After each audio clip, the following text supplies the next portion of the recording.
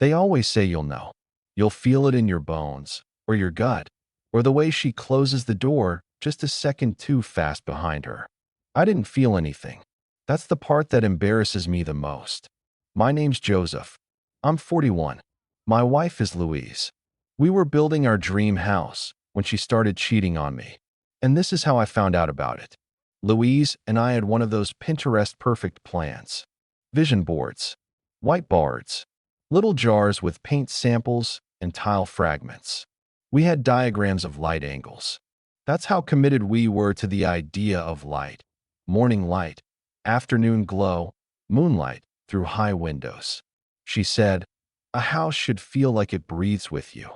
I agreed because I had no better words. I'm a math teacher. I breathe with schedules. We bought this crooked little lot on a hill just outside of town. Too narrow, too steep, too surrounded by what the realtor called established families, which meant neighbors who don't like change. But it had something, Louise said. Soul. I don't believe in houses having souls. But she did. So we started building. She was obsessed with the attic from the start. "You don't understand," she said. "That room is mine. It's going to be the creative nerve center of this whole project. My sanctuary." Fine, I thought. Let her have it. I took the basement, installed a small fridge, a radio, and my weights. Classic trade. Man cave for wife attic. Peace in domestic architecture. But then the sign started. It wasn't one big thing. It never is. It's a trickle of nothing that starts feeling like something. Like how the door to the attic was always locked when she was in there. At first, she said it was to stay focused, like I was some feral toddler who might burst in mid-Zoom call. Then there were noises. Thuds. A dragging sound once. Laughter that didn't match her voice. She said she was editing videos. Creative process gets messy, she told me. Don't judge the soundtrack. One time, she left the attic door unlocked by accident. I walked up, quietly. I don't even know why. I wasn't trying to snoop, just curious, I guess. When I opened the door, there was a small tent in the center of the room. A literal, bright yellow camping tent, fully set up, with fairy lights strung over it. Inside was a single pillow, a Polaroid camera, and half a sandwich on a napkin. She told me it was a sensory retreat, something she saw on TikTok. And because I'm the kind of man who doesn't want to argue about sandwich tents, I nodded and backed out like I'd walked in on a spiritual ceremony. But after that, the sandwich changed. Always a sandwich.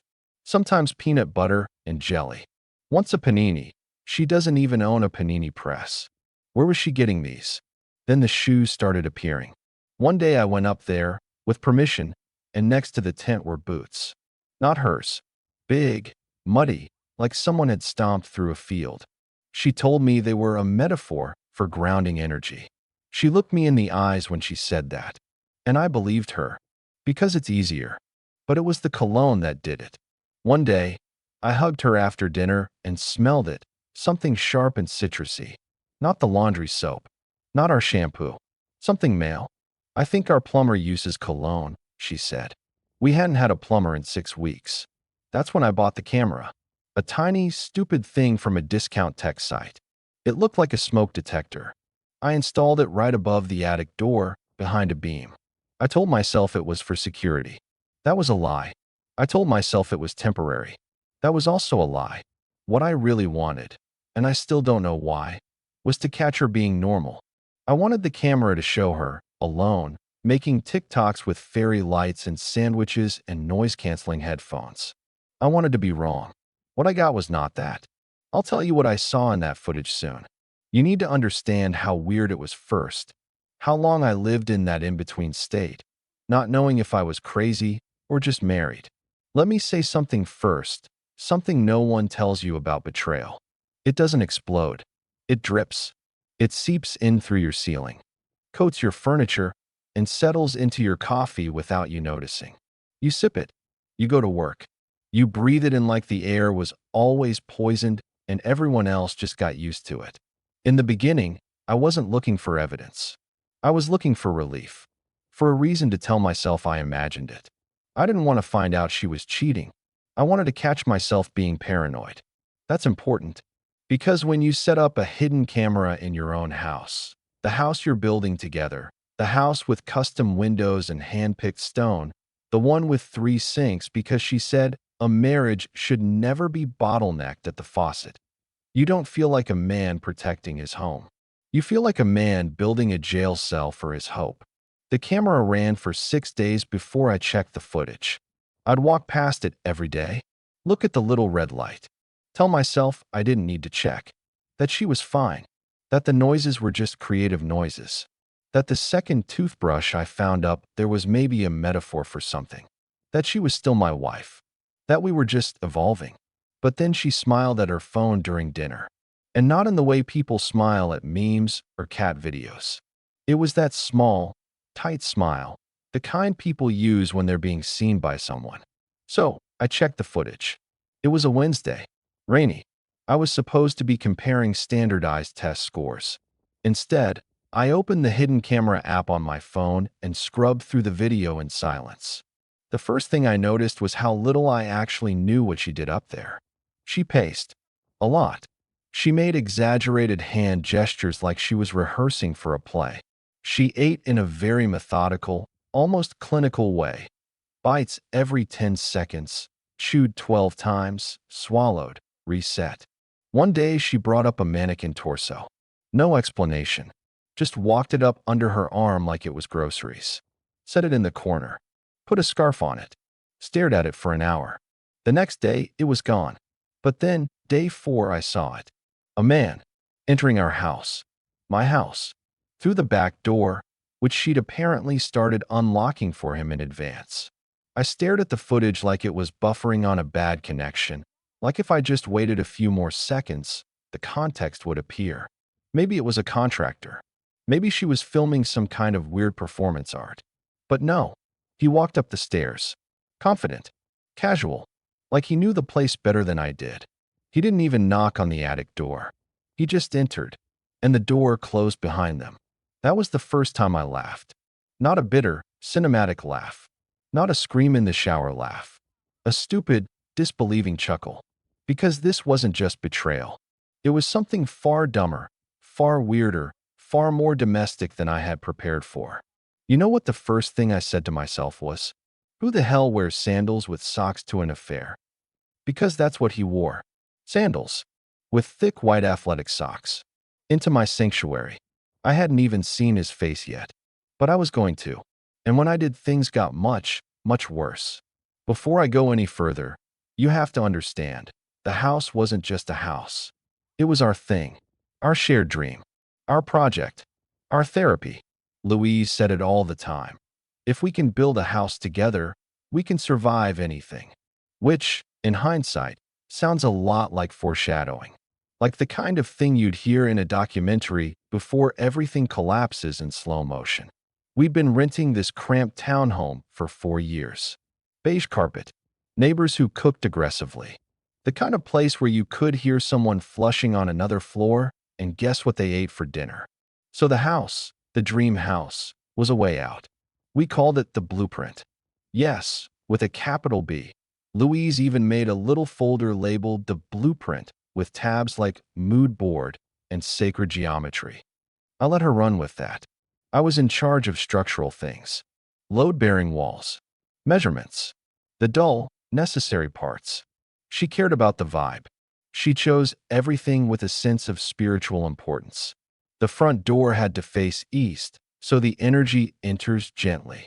The walls needed to breathe, so we used some sort of ultra-sustainable paint that cost more than my first car. The kitchen island had a quartz slab imported from Portugal because she said it was cut during a waxing moon. I don't even know what that means. It was cold. That's all I noticed. We fought about the laundry room for 3 weeks. I said we should have a simple washer-dryer combo stacked in a corner. She said laundry was a ritual and needed room to unfold. We now have a dedicated laundry atrium with skylights, plants, and a Turkish ottoman. She does the laundry twice a month.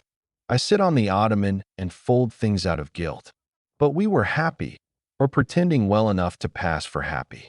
We made lists. We measured things together. She drank tea barefoot and muttered things like, "The house is telling me what it wants." I started joking that she was having an affair with the drywall. I didn't know how close I was. Then there was the attic. Always capitalized. Always a proper noun. She insisted on designing it herself. No contractors allowed. It's a private sanctuary, she said. I needed to reflect my inner architecture. I nodded like that meant something. She locked it when she wasn't home. Installed blackout curtains. Ordered obscure items online. A fog machine. A weighted curtain. A taxidermy crow. She claimed it was all for creative work. She'd taken up photography again. Said she was building sets. Scenes. Sometimes I'd hear soft techno music thumping above the ceiling, and I told myself it was part of the artistic process. Art is weird, right? And she started disappearing into that attic more and more. It was slow at first, an hour after dinner. Then it was whole afternoons. Then entire weekends. She said she was in flow. She came down disheveled, flushed, sometimes speaking in half sentences like she'd just returned from a spiritual war. Once she asked if I'd ever tasted the color green. I said no. She said I needed to meditate more. Still, I loved her. I told myself this was just a phase. That some people do CrossFit, some people start sourdough, and some people build sacred tents in attics and pretend it's normal. But then she made the house rule. No one but me goes in the attic. I asked why. She just said, "You wouldn't understand what's happening in there." And you know what? I didn't. I still don't. But I'm starting to. Because now I've seen what the camera saw. Now I know about the man. The one with the sandals and the sock situation. The one who walked into my house like he lived there. And if you think that's absurd, just wait until you hear what he brought with him. I didn't check the footage right away. I couldn't. Once you open that box, you don't get to go back to believing in anything soft or safe or ordinary. I kept telling myself it was probably a misunderstanding. A cousin, a plumber, a postmodern performance artist she met on Reddit. Something. But then he came back. Same sandals. Same socks. This time with a backpack and what looked like a folding chair. I sat on the edge of the couch holding my phone like it was a detonator. Watching, frame by frame, as this man entered my house. My sanctuary. No knock. No hesitation. He went straight up the stairs. Again, Louise had told me she needed space that night to conceptualize the void. I had nodded, like a good husband nods, and gone to walk the dog. I didn't have a dog. I borrowed one from a neighbor. His name was Buster. He peed on my ankle. It didn't even register. I came back from the walk and sat in the car for 20 minutes, just staring at the attic window. It was glowing faintly, like a lighthouse. Or a UFO. I thought I heard chanting, or moaning, or chanting that turned into moaning. I convinced myself it was a speaker. Probably Enya. Louise liked to mix soundscapes. When I finally walked inside, the house smelled like patchouli and burnt toast. I called her name. No answer. So I opened the app. This time, I didn't skip ahead. I watched it in real time, hunched over like a man inspecting his own crime scene. He came in, the sock and sandal man, and Louise greeted him at the top of the stairs. She kissed him, on the mouth, casually, like they were married, like I didn't exist. Then she handed him what looked like a headlamp and a silk robe. That was the moment I realized this wasn't just cheating. This was a ritual. He changed into the robe, right there in my attic, while she lit candles in a circle around a yoga mat. Then they sat, cross-legged, knees touching. She pulled out a conch shell, blew into it, badly, like she was summoning dolphins, but they'd lost her number. Then she whispered, "Are you ready to do the merging again?" And he said, "I swear to you, my soul is pre-lubricated." I paused the footage, just sat there, blinking. My soul was not pre-lubricated. My soul had dried up and died in the corner. I texted my brother, "What does it mean if your wife says someone's aura is edible?" He sent back a gif of a raccoon screaming. But I kept watching. They danced, awkwardly, in slow motion, like trees arguing in the wind. Then she pulled out what I can only describe as a small inflatable pool filled with honey. He stripped down. She poured lavender seeds on his chest and chanted something in Latin. I don't speak Latin, but I'm pretty sure she named the planets and told him his thighs were portals. They did not have sex. Not in the traditional sense. There was oil. There was breath work. There was humming. At one point, she slapped him with a fennel stalk. He cried. I cried. For different reasons. And then, at the very end, as he lay there covered in golden goo like a sacrificial snack, she whispered into his ear. You're the only one who understands the house. The house. My house. The one I installed drywall in with my bare hands while she played throat singing on a Bluetooth speaker. The one I paid for. The one I built for us. That was the moment. That was when I knew she wasn't just cheating on me with another man. She was cheating on me with our home. She gave him the sacred room. The place we never shared. The place where I was forbidden. He didn't just enter her body, he entered the blueprint. The dream. The design. The holy space where I was never allowed.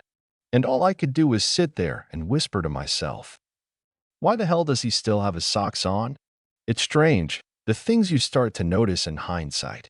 You think betrayal happens all at once, a moment, a flash, a scream. But really, it's hundreds of tiny permissions you give someone until they're living in a world you don't belong to. I thought Louise was just eccentric, creative, a little too into incense. But she wasn't. She was running a full spiritual sideshow in our attic while I was downstairs sorting receipts and trying to figure out how to fix the HVAC settings. She told me she was working on an intimate photography series. That's the word she used, intimate. I thought it meant close-ups of flowers, or moody self-portraits in black and white. But no, she was photographing that man, Tristan, covered in edible clay and holding mirrors to his genitals while she whispered affirmations from a book titled Tantric Alchemy for Divine Partnership. She had a whole second life. She ordered ritual robes and organic massage oils in bulk. There was a special delivery system set up. I never noticed because she marked the packages plumbing accessories. I opened one after everything came out and found a jar labeled moon butter for chakra activation. It was glowing. That's not a joke. It glowed. I found her second phone in the attic, hidden inside a hollowed-out copy of the life-changing magic of tidying up. The irony was not lost on me. On that phone were hundreds of voice memos between her and Tristan. She called him my antlered mirror. He called her the door. They had nicknames. We never had nicknames. I once tried calling her babe, and she said it was too heteronormative. She had journals. Stacks of them. In them were pages about energetic couplings and vibrational alignments. But sometimes she'd drift, and that's where it got personal. She wrote about me. Not in anger. Not even in sadness. But with pity. Joseph is a good man. A sturdy man. But he is made of rectangles. I need someone with spirals. Tristan is spiral energy. Joseph smells like taxes and grout. Grout.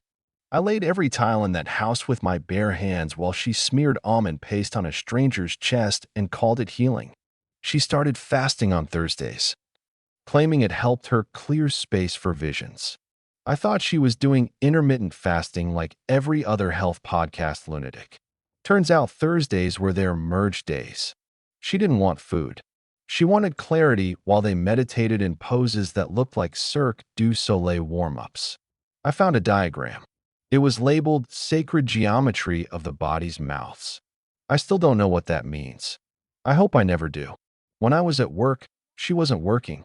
She was making incense blends with names like Womb Whisper and Cleansing the Father, selling them on Etsy. There was a whole customer base. I read the reviews. One woman said it opened a portal in her bathtub. Another said she blacked out and woke up holding a spoon and a feather. 5 stars. She used the attic to host energetic cleanses via Zoom. She wore a crown made of moss. She channeled voices. At one point, I saw a clip where she pretended to be a spirit named Peter of the Salt. She spoke in riddles while waving kelp. I was in the kitchen during one of those sessions, making sandwiches, real ones, with mustard and turkey. She was 10 feet above me, pretending to be a 400-year-old lighthouse keeper. I can't decide what hurts more, that she lied to me, or that she invited an entire metaphysical community into our home before ever letting me up the attic stairs. She even wrote a poem. It was titled The Man Below. That's me. I know it. She wrote about how he holds the tools and fetches the water, while the real work happens above. I held that poem in my hands, read it 3 times, and then sat in the tub for an hour with my clothes on. So yes, that's what she did when I wasn't looking. She made me the custodian of the dream and gave someone else the sacred room. And the worst part? She told him about my childhood fear of attics. You spend your whole life assuming betrayal comes like a bolt of lightning. Loud, sudden, clear. But it doesn't. It's quiet. It seeps. It grows roots in silence, in the unspoken, in the polite nods, and I'm just tired's. You look back, and the clues were there. All of them. But you were trained not to see them. Love has a way of making you willingly blind. I used to think cheating was about lust, a failure of will, too much alcohol, too little discipline. Now I know it's rarely that. It's need. It's ego. It's something hollow in the self that the person thinks can be filled by someone else's attention. Louise didn't cheat on me with Tristan because he was sexier or smarter or had a better credit score. He wore socks with sandals and used the word auric unironically. But he saw a version of her she wanted to be, sacred, ethereal, unbound by drywall and utility bills. And she wanted to be seen that way more than she wanted to be honest. That's what betrayal really is. It's not about the act. It's about the fact that someone you love made a whole world without you in it and preferred it. There are always signs. They don't come all at once and never in the way you expect. It's the change in language, the sudden interest in vague, solo projects, the hyperdefensiveness when you ask a simple question, the over-explanation, the way they stop fighting with you, not because things are okay, but because they've emotionally checked out and no longer care to fix it. Louise used to tell me everything. When the hot water went out, when she forgot her password, when she had a weird dream about frogs in business suits. Then, slowly, it stopped. She started editing herself, avoiding eye contact, giving me curated bits of her life, like I was a colleague, not a husband. When someone starts sharing less, it's because they're sharing more somewhere else. I once asked her, jokingly, "What do you even do up there in that attic?" She smiled. "Sacred things," she said. I laughed. She didn't. And that's the thing. The clues are never loud. They're absurdly casual. That's what makes them so dangerous. You tell yourself it's nothing, that everyone drifts, that you're paranoid. You start treating your gut like it's a liability instead of a warning. But the gut always knows. I started feeling like a stranger in my own house. My tools were moved. My labels were peeled off. She lit sage in rooms I had just cleaned and told me the energy was off. No, she was off. The whole foundation was tilting, and I was the only one pretending gravity still worked. I know people cheat for different reasons. Some are selfish. Some are broken. Some are trying to escape the versions of themselves they created in front of you. Louise wanted to be worshipped, not loved. Worshipped. And I loved her in practical ways, by tightening bolts and making sure the mortgage was paid. Tristan lit her incense and called her star womb. I can't compete with that. I didn't even know what a star womb was. So why do those you love betray? Because love isn't always enough to keep people honest. Because sometimes the person you build a life with wants to burn it down and dance in the ashes, just to see if they can still feel alive. And sometimes the person holding the match is the one you trusted most to keep you warm. It didn't end in screaming. I always thought it would. I imagined something cinematic, plates thrown, tears on the stairs, maybe even a thunderstorm if the universe felt generous. But no, it ended in a beige conversation over lukewarm chamomile tea. She sat there wearing a linen robe with a bird embroidered on the shoulder. A bird, she said, represented truth in transition. I asked her why she did it. Not how, I knew how. I'd seen the footage, read the journals, smelled the incense. I wanted to know the why. She said, "Because I stopped recognizing myself in your eyes." I asked her if she even felt guilty. She said, "Guilt is a colonial construct." I didn't have a reply for that. I still don't. After the truth came out, Things unraveled in ways I didn't expect. Louise didn't beg for forgiveness. She didn't cry. She said we were moving out of phase, like we were planetary bodies and not two humans who shared a Netflix password and a Costco membership. She moved out, not to Tristan's place, no. She moved into a yurt, a literal yurt, outside the city. She sent an email with the subject line, "This is not goodbye, it's realignment." Tristan? He ghosted her 3 weeks later after a failed ayahuasca ceremony. According to one of her blog posts, yes, she has a blog now. It's called Spirit Shed. He had a trauma regression mid-ritual and ran into the forest naked, screaming something about his mother and baked beans. He was last seen at a bus stop wearing a bathrobe and offering soul readings in exchange for hummus. So that didn't last. I kept the house. At first, it felt hollow, like every room was echoing with something unsaid. I found feathers in places feathers shouldn't be. A drawer full of crystals with labels like "Protection from Joseph's Aura." I donated most of it, though I kept the moss crown. I don't know why. Maybe as proof that I didn't imagine all of it. I went to therapy. My therapist told me I wasn't grieving Louise. I was grieving the idea of her. The version I built in my head. The version that never existed. People asked me if I'd ever take her back. I said no. But sometimes, late at night, I still check her blog just to see if she's posted anything new. She writes things like, "My soul finally feels untethered from the masculine grid." I guess that means she's doing well. As for me, I'm okay. I replaced the attic door, painted it shut. I don't go up there anymore. I don't need to. I started baking. Sourdough mostly. It's something to do with my hands. I live in the same house, but it feels different now. Quieter. Honest. I don't feel watched anymore. I don't feel like I'm living in someone else's fiction. And maybe that's the true consequence of betrayal. It's not the loss of the person. It's the loss of illusion. You wake up, finally, in the real world, where people lie, where people leave, where sometimes healing looks like sanding a floor, alone, in silence. But at least it's your floor.